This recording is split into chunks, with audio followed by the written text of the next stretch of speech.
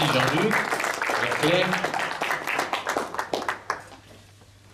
Merci. Eh ben, moi, je m'assigne la tâche plus difficile, c'est-à-dire que je crois que ce qui a fait la richesse de la campagne qu'on a menée ensemble, c'est aussi notre diversité d'approche.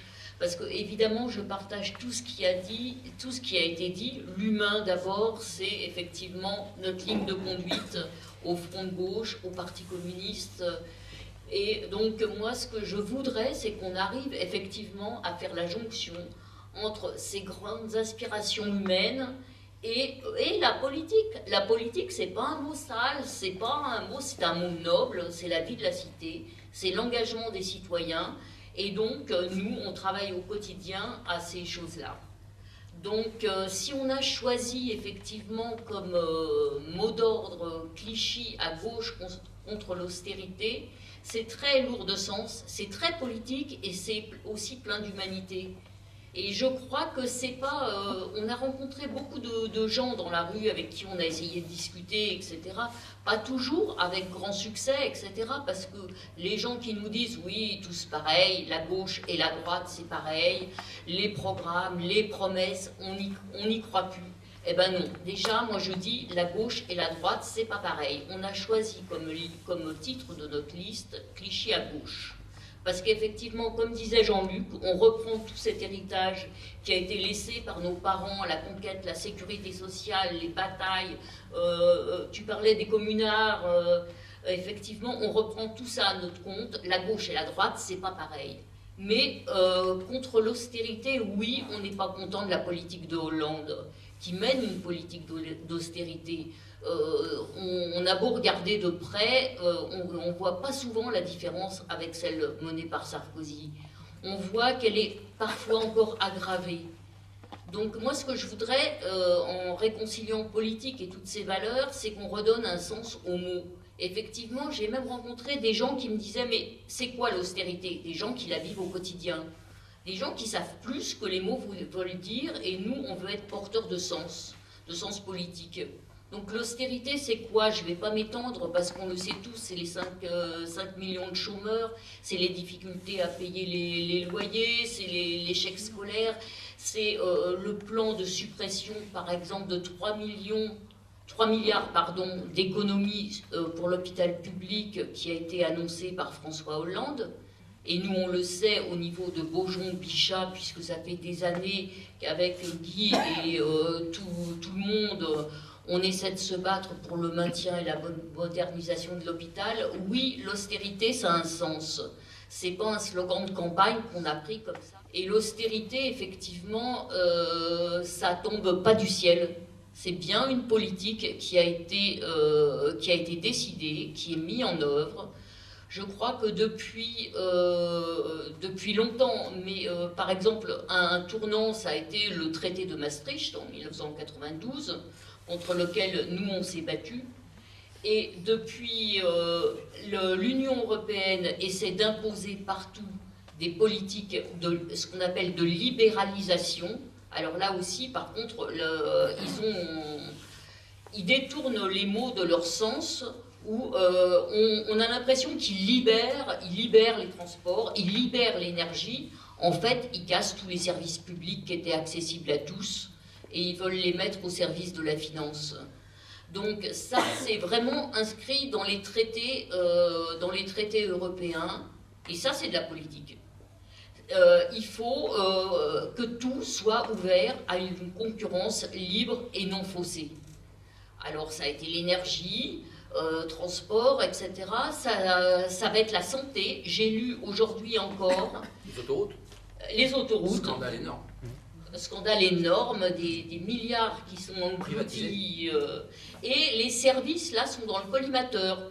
Donc, quand on dit service, on dit la santé. La santé est en grand danger. Aujourd'hui, il suffit d'enlever les moyens à l'hôpital public. Et pas de problème. Vous êtes malade, vous avez un accident cardiaque, etc. Mais il y a l'hôpital général de santé à côté. Et l'hôpital général de santé, il n'est pas là. Son but premier, certes, il y a des médecins compétents, certes, vous ne refusez pas les soins qu'on va vous prodiguer, Mais Général de Santé, il est là pour faire des profits pour ses actionnaire. Voilà, c'est un investissement comme un autre. On investit dans l'hôpital comme on pourrait investir, je ne sais pas moi, dans les routes. Donc l'austérité, c'est ça, ça tombe pas du ciel. C'est aussi aggravé par tous les cadeaux fiscaux qui sont faits au patronat depuis des années. Et prendre un exemple, vous avez tous peut-être entendu parler du contrat compétitivité-emploi, censé créer des milliers et des milliers d'emplois. Résultat, en 2013, on a instauré ce crédit. En gros, c'est un chèque qu'on fait aux grandes entreprises, parce que les PME, en général, elles n'en voient pas la couleur. Un chèque qu'on fait et qui correspond à, ça va entre 4, suivant les années, entre 4 et 6% de la masse salariale. En 2017, ça va s'accroître. C'est pareil au niveau de l'exonération des charges sociales, enfin des cotisations sociales, pardon. Les allocations familiales, etc. Avant, c'était accessible à tous. Maintenant, eh ben, ça va être en fonction du revenu. Et donc, comme on sait qu'après, il suffit de changer le plafond et de moins en moins de gens pourront y avoir accès, ça sera une politique d'assistance à la place d'être une politique pour tout le monde, parce que c'est normal d'élever ses enfants, c'est normal d'avoir des moyens pour le faire, pour faire vivre sa famille, etc. C'est le principe même de la solidarité, effectivement, qui relève du Conseil national de la résistance, sur laquelle était fondé, je dirais, le modèle social français. C'est ça qu'on remet en cause. L'austérité, elle n'est pas pour tout le monde. Ça a été évoqué. Hein. On a la chance, si on peut dire, d'avoir un exemple très près de chez nous. On a quand même la deuxième femme plus riche du monde, Madame Bettencourt, chez nous. Hein. Elle n'arrive qu'au 10e rang mondial pour les fortunes. Effectivement, l'austérité, il y a un exemple tout concret, c'est la Grèce. On a vu la politique qui a été appliquée à la Grèce, c'est-à-dire une politique d'austérité. Elle a tué le malade.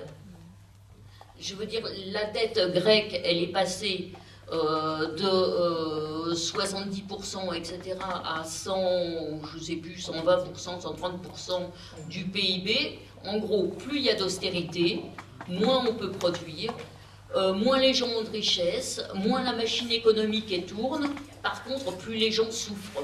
Donc, il faut arrêter. Oui, il y a des moyens. On l'a vu effectivement au niveau des dividendes. 56 milliards de dividendes versés en 2014 aux actionnaires, sans compter les rachats d'actions, etc. C'est des sommes immenses. 56 milliards. Et le plan d'économie de 3 milliards pour les hôpitaux? Non mais on rêve, effectivement, l'humain ou la finance d'abord? Je crois que c'est le sens de notre combat.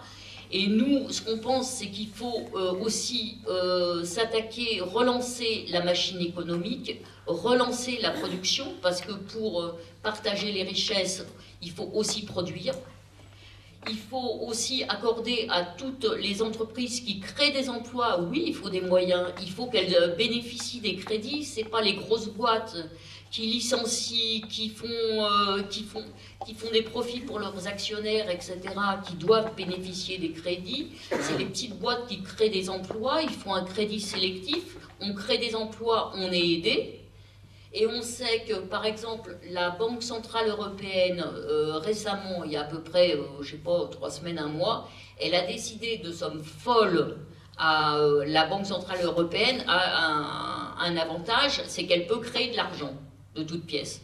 Donc, elle a créé, je crois, si je ne me trompe pas, 1200 milliards qu'elle va mettre en circulation. 1200 milliards, c'est des sommes folles, hein, c'est au niveau de l'Europe, mais c'est des sommes folles. Qu'est-ce que faire de cet argent? Ça concerne tous les citoyens. Il y en a, là pour le moment, on pense que ça va aller à la spéculation. Donc la machine va devenir complètement folle. On a vu la crise des subprimes aux États-Unis, etc. Avec ces 1000 milliards, etc., on va encore alimenter la spéculation. Résultat, la crise qui va venir devant nous sera encore pire. C'est un cercle vicieux. Nous, on pense qu'il faut que cet argent alimente la création d'emplois, aide les entreprises, etc., qui en ont besoin et qui créent des emplois. Il faut désendetter les États. Par exemple, la Grèce, aujourd'hui, vient de remettre un rapport et montre qu'une grande partie de sa dette est illégitime, parce que ça a été fait avec des taux d'emprunt qui étaient de l'ordre de 13%, alors qu'un taux raisonnable, c'est de l'ordre de 3%. C'est pareil, on a cassé totalement tout l'appareil productif, on a cassé les ressources, ça a accru la dette. Donc on pense qu'il faut désendetter les États, on pense qu'il faut développer les services publics, que ça aidera les gens à mieux vivre, à créer des richesses et à relancer. Voilà, c'est un peu le programme. Alors il est très général, mais on ne peut pas faire même de la politique au niveau départemental si on n'a pas des bases sûres, solides. On ne résout pas les problèmes, que ce soit au niveau du conseil général départemental, du conseil municipal ou autre, sans des lignes forces directrices.